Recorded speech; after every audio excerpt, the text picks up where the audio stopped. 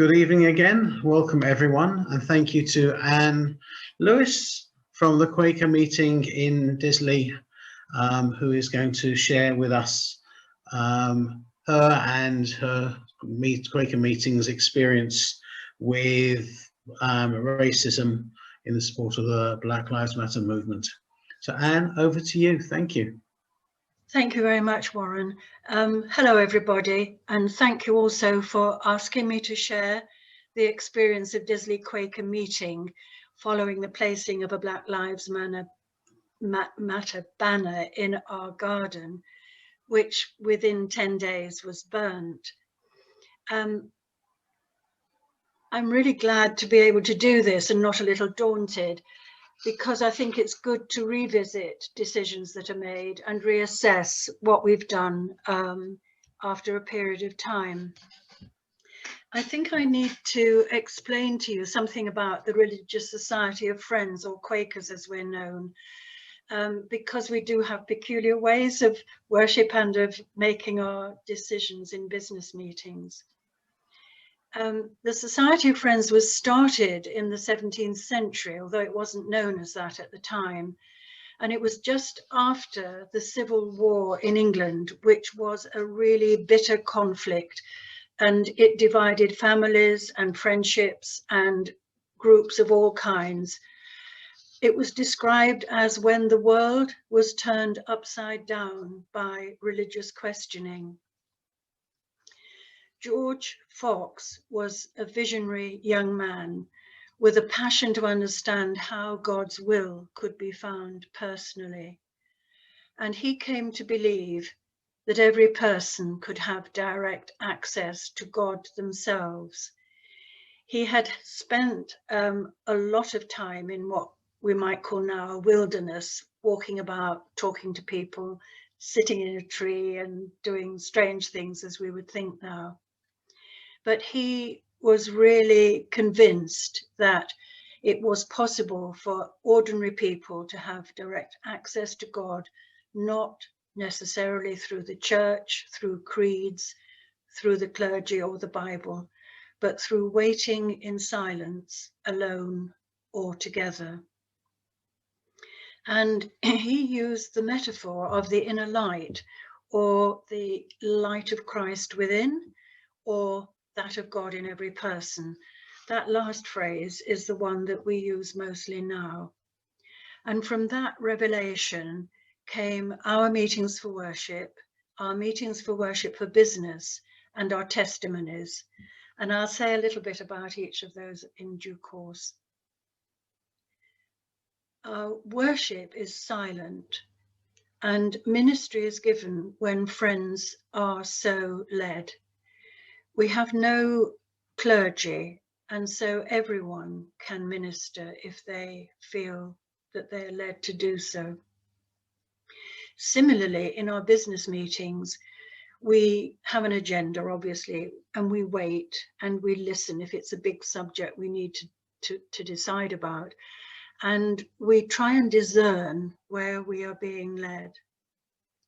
We don't vote, and the minute is written by the clerk in the meeting. The clerk is the servant of the meeting, and the minute is agreed when everyone is satisfied. That's the ideal, and that's the theory. And of course, it doesn't always work out like that because we're people with feet of clay. But in July 2020, following the shocking death of George Floyd, at our business meeting, a friend asked that we might put up a Black Lives Matter banner in the garden to show our support for the campaign. Now, the garden in Disley Meeting House is quite large, and Disley Meeting House is actually an old pub called Ring o' Bells, and it's on part of the Gritstone Trail as well as the footpath into Lyme Park. And we hadn't realised until all of this happened how many long distance walkers and hikers and people with dogs and passers-by there are who actually notice what we do. What led us to do this? Quakers have 5 testimonies, and it's the acronym STEPS. So it's simplicity, truth, equality, peace, sustainability. And we try and live by and witness to these testimonies in our own lives and in the life of our meetings. So the banner, the idea of the banner, spoke to three of these: truth, equality, and peace. But when I look back on that meeting that I was clerking, there definitely was a difference of opinion. But the friends who thought we should put up the banner were more outspoken than the friends who were uncertain and cautious. And nobody actually opposed the minute when I finally read it out. So this is the minute. This important worldwide campaign opposing police brutality, promoting equality, and examining white privilege is something that Quakers completely identify with. So we agreed to purchase a simple banner with the words Black Lives Matter on it. It is to witness to our solidarity with the Black Lives Matter campaign and to encourage ourselves to examine our own behaviours and hearts. We also agreed to contact the churches together in Disley about arranging a Take the Knee vigil, and to consult with our wardens, because they live on site, they live at the end of the meeting house, as to where the banner should go. We also agreed to arrange a meeting for learning about our own unconscious bias. So by August, in our business meeting, the banner was up and we had already had an email objecting to it. I will read it. It was from a woman. And she says, "I was quite dismayed to see your sign, Black Lives Matter. Don't all lives matter, including animals, fish, birds, and nature? I think you're displaying racial discrimination to the whites and other colours and should remove it." So the clerks and the elders responded to this, explaining why we'd done it and how we'd done it, and we didn't have a reply from her. There were also emails of support from about 4 or 5 Disley residents, which was really encouraging. We had held a discussion on Rennie Edo-Lodge's book, Why I'm No Longer Talking to White People About Race, but it was attended only by the friends who were already supportive of the banner. And so by this August meeting, the sense of the meeting was of some resistance to doing anything further, especially as only 2 of the churches together had replied in a half-hearted way about the vigil. So there was little appetite to pursue anything further. But we did remind ourselves at the time of 2 phrases, and these appear in the minute. They come from the annual National Quaker Lecture, the Swarthmore Lecture. And one of the phrases is, "Be a constant disturbance." And another phrase is, "Proceed as way opens." Could we have the 2 pictures, please, Warren? Because 10 days later, the banner was burned and a section of the heather bed as well. It could have been much more serious, but the neighbour, who happened at the time to be closing her bedroom curtains, saw the flames, ran downstairs, came out with a bucket of water, by which time the wardens had smelt smoke and come out to see what was happening. So between them, they put the fire out.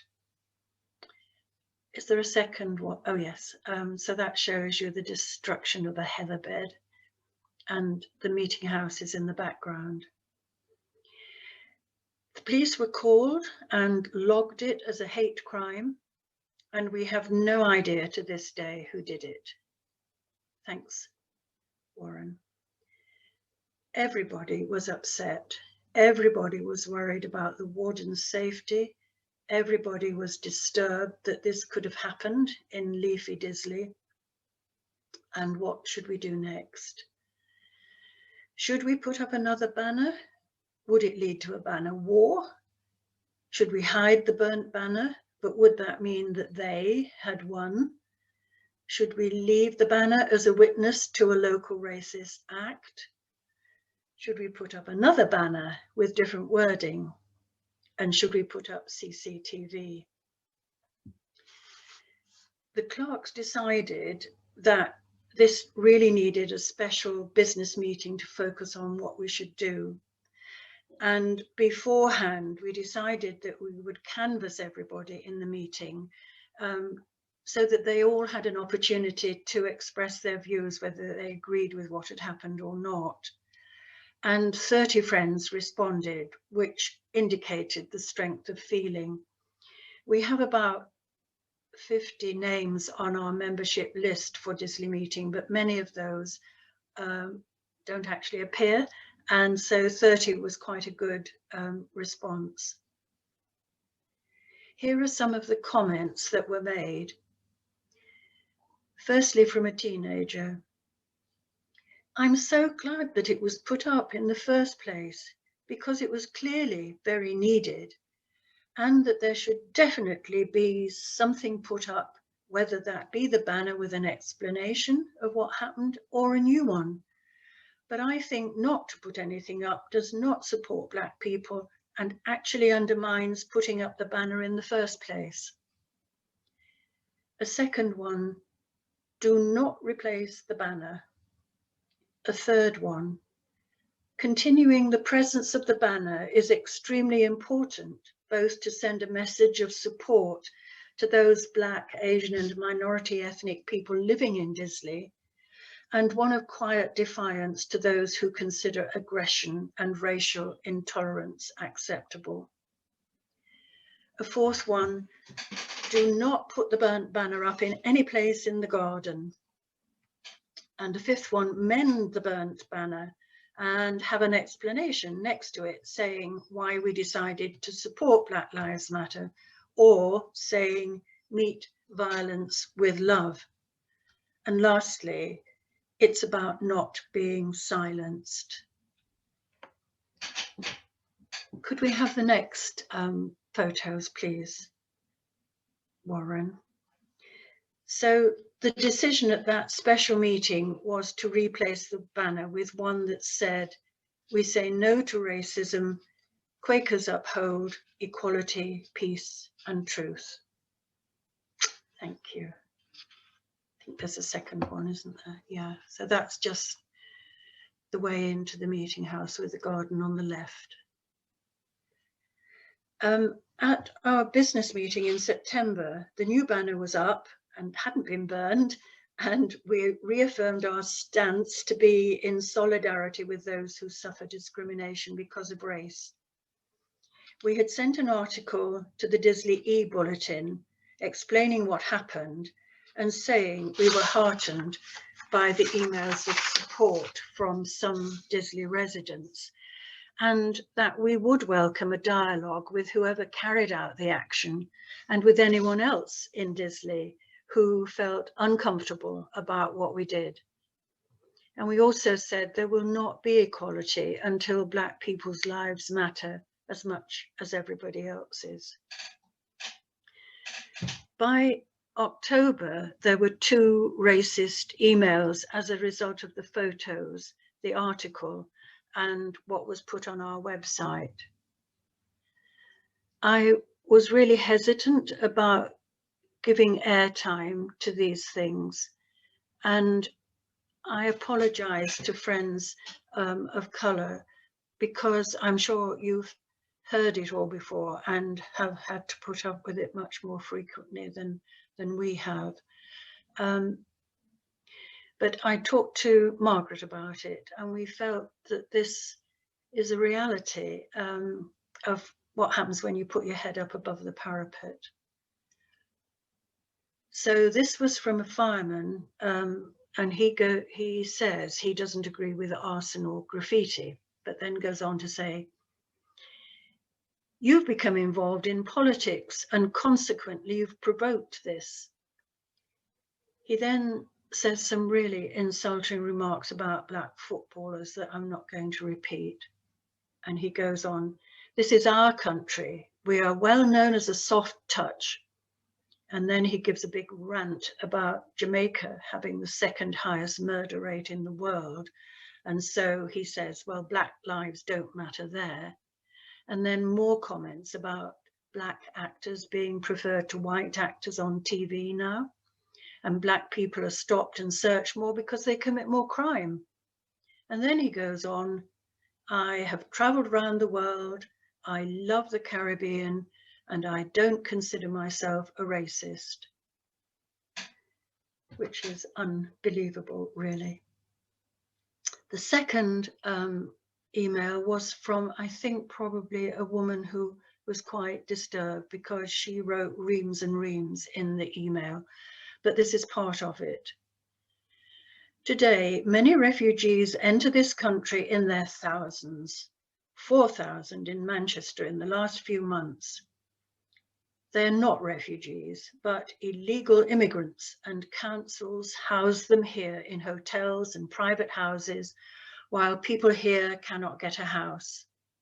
They're encouraged to come here as though this is the promised land, and they're given mobile phones and become slaves of organized gangs. And she went on and on about us not understanding what we were getting ourselves into. And this was not a Christian thing to do. I was advised not to reply to these emails, but I didn't take that advice, and I did write because I felt so strongly that they required at least some explanation about our decision and why we'd made it and how we'd made it. As well as this, some Disley residents offered to pay for the new banner. But as we'd already paid for it, we decided to set up a little fund to support an organisation called All for One, which helps young black asylum seekers to establish their ages when they have to fill in the application forms. Young men who have had a really hard life and come from a country which is a very hot country often look much, much older than they really are. And these young people have had to face all kinds of criticism and questioning, which is very difficult. The group is run by the Greater Manchester Immigration Aid Unit, and we were able to give them £400 in the end. By November, at our November business meeting, the second banner was still there, but there were still rumblings in the meeting and feelings of us being out of kilter with each other instead of in unity.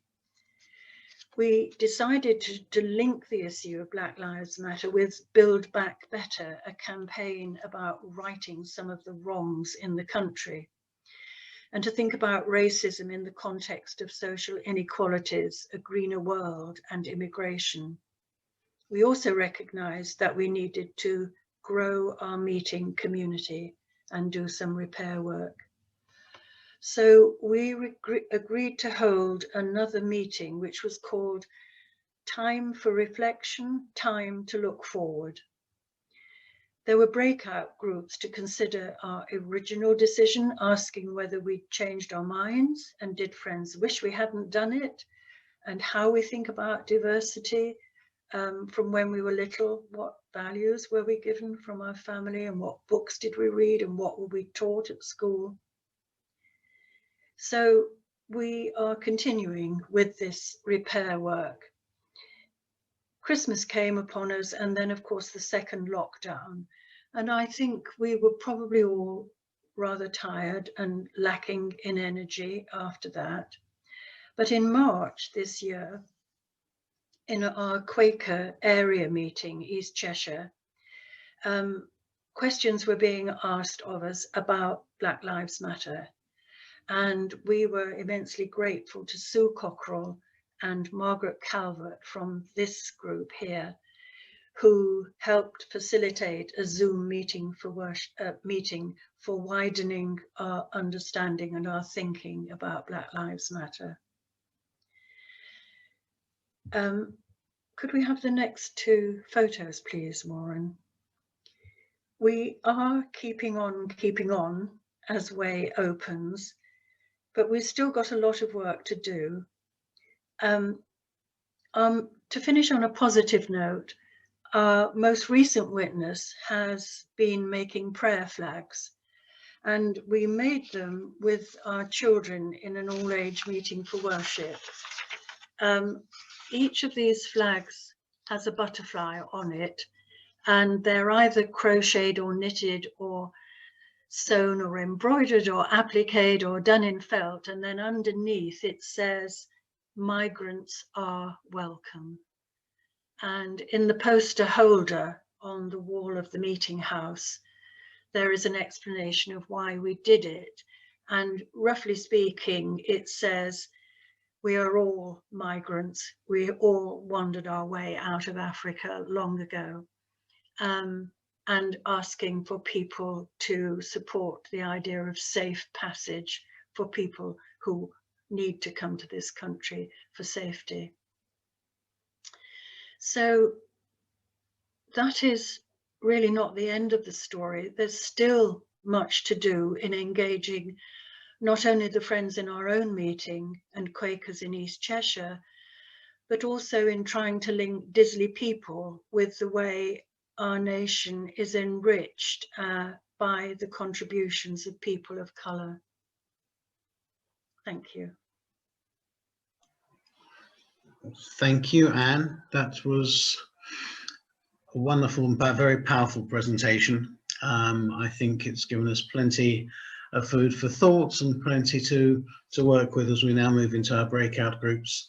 So thank you again for going through this, and we're very grateful, and we look forward to sharing the work you've done and relating to it in maybe the work we've done as well and continue to do.